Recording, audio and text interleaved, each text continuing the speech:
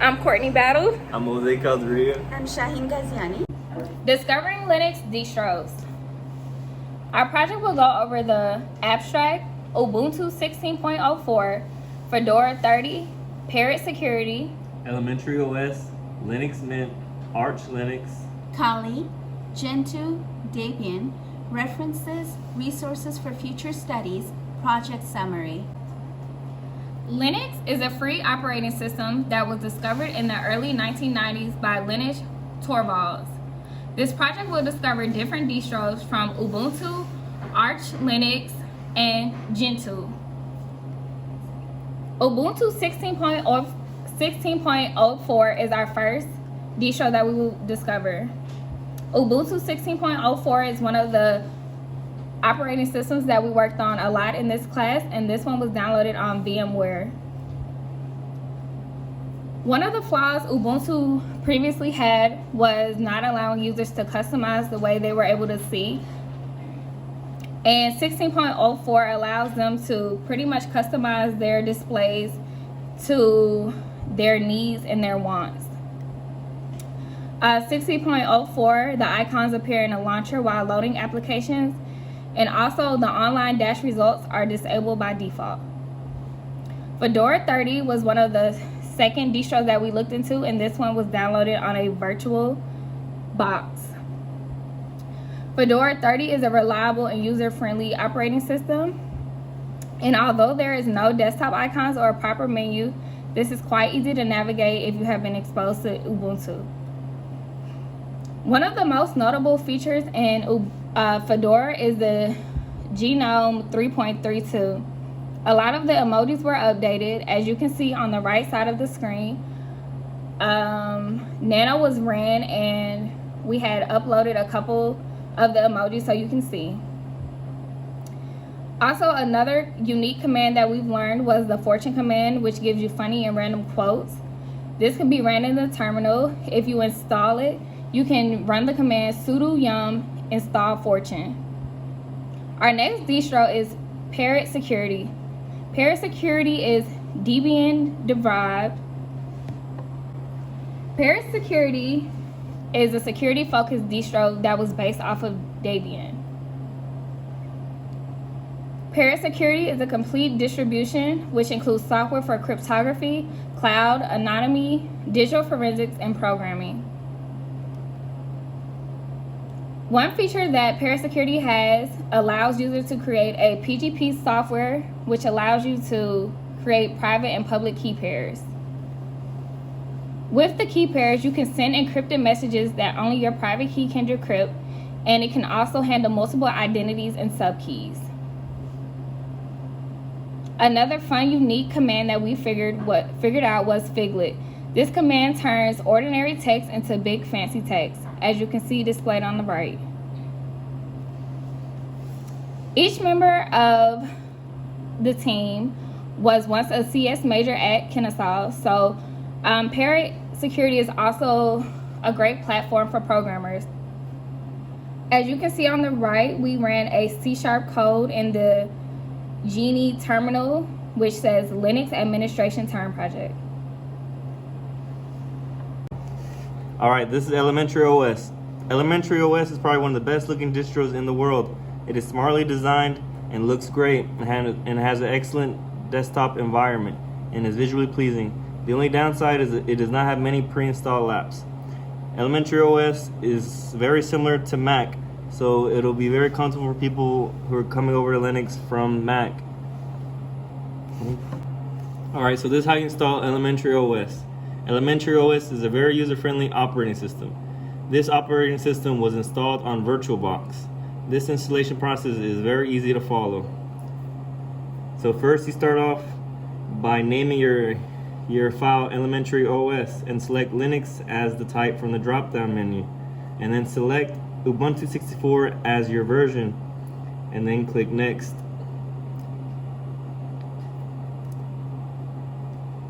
The recommended system requirements for Elementary OS is 1 GB of RAM.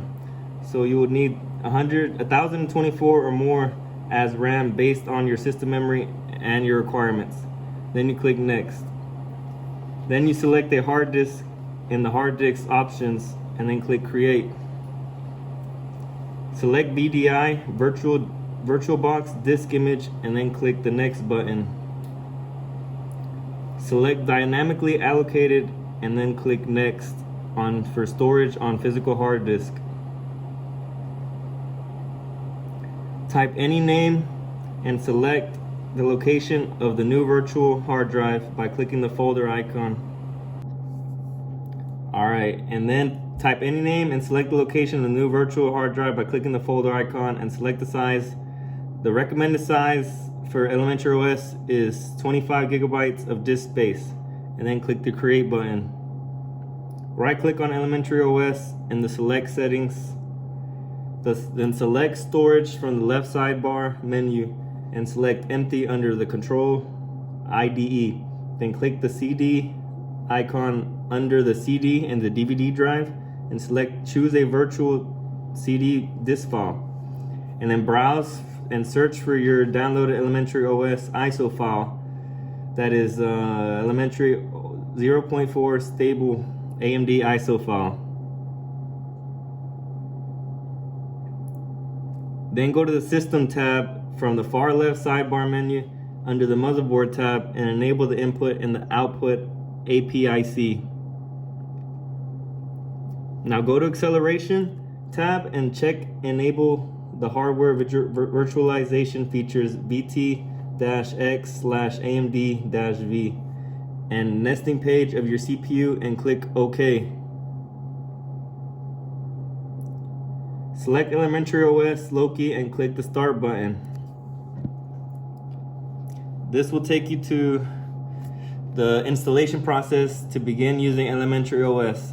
Click the Install Elementary OS button to start the installation process. Then go through the installation process however you like. Then click the Continue button. Select your time. Click Continue. Select your keyboards. Click Continue. And then there you go. Now you're using OS Elementary. Then the other distro we're going to talk about today is Linux Mint. Linux Mint is a strong option for those that are new to Linux. It's very ideal for people who are switching from Windows or Mac.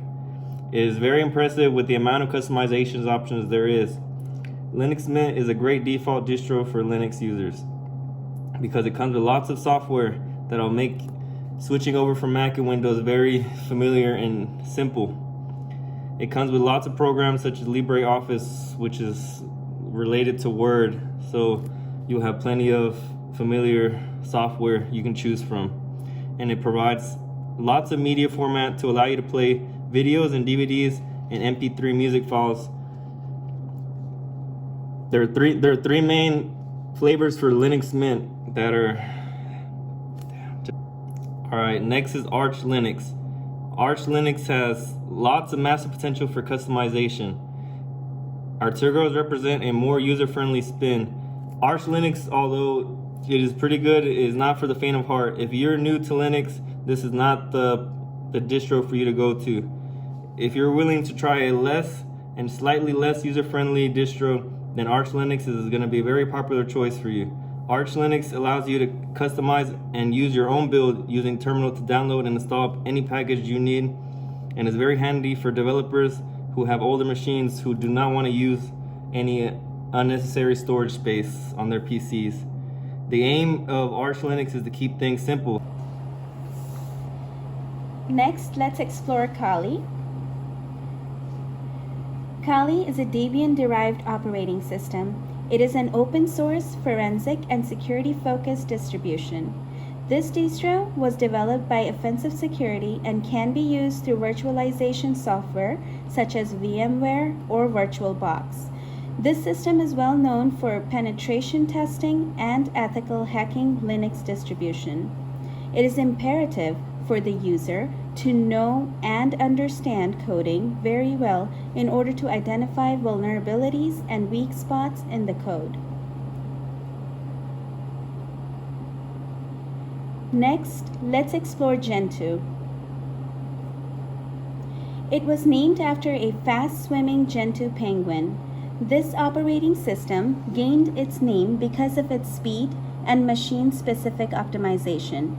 Because of the large collection of software available, this gives users the freedom to compile their own kernel, apps, shells, and etc. Similarly to Kali, Gentoo is not recommended for beginners wanting to learn about a distro. However, it is designed to be modular, portable, flexible, and easy to maintain.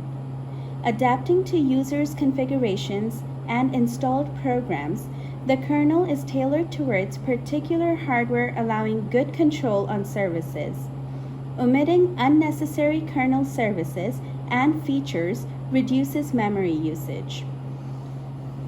Gentoo appeals to Linux users who want full control of the software that is installed and running on their computer.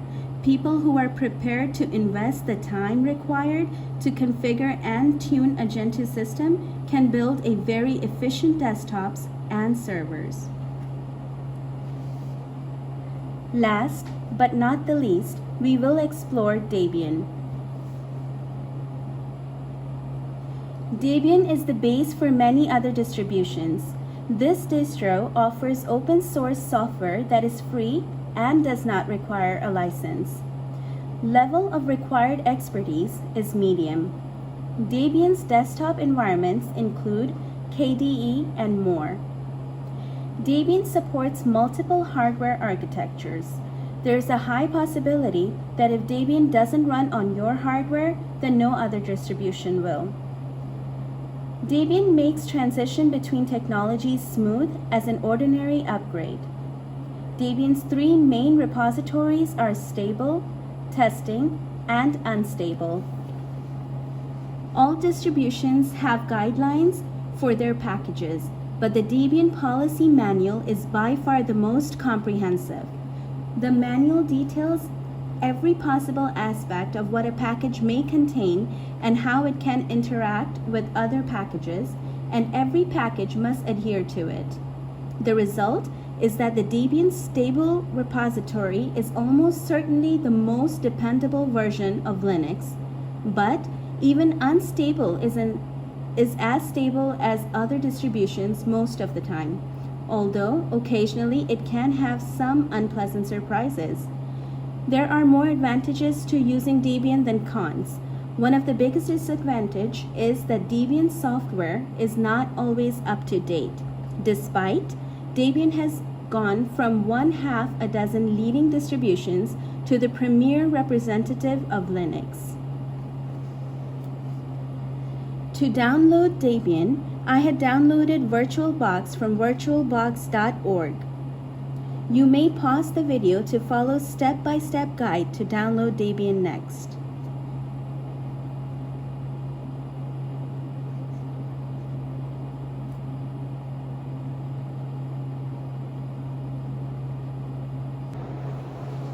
Here are the references.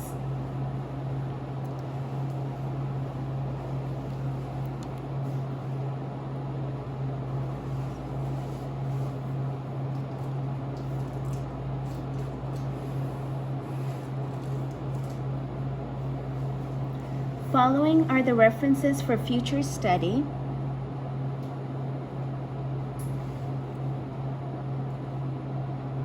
Overall, Linux is a free open source operating system. We enjoyed learning about the different distros Linux has to offer. The distros can be customized to any specific user. The needs can be based off experience level, background, and personal interest.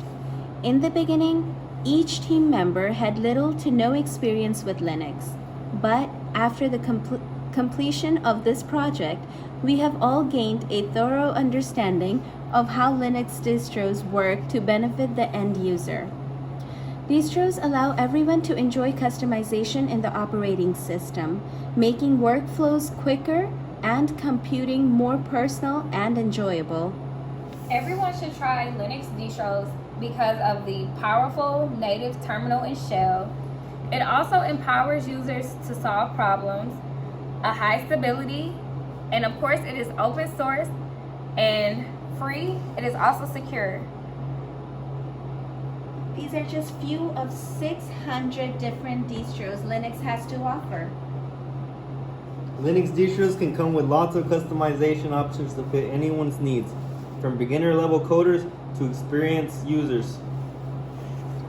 Hope you guys enjoyed. Thank you for watching. Thanks.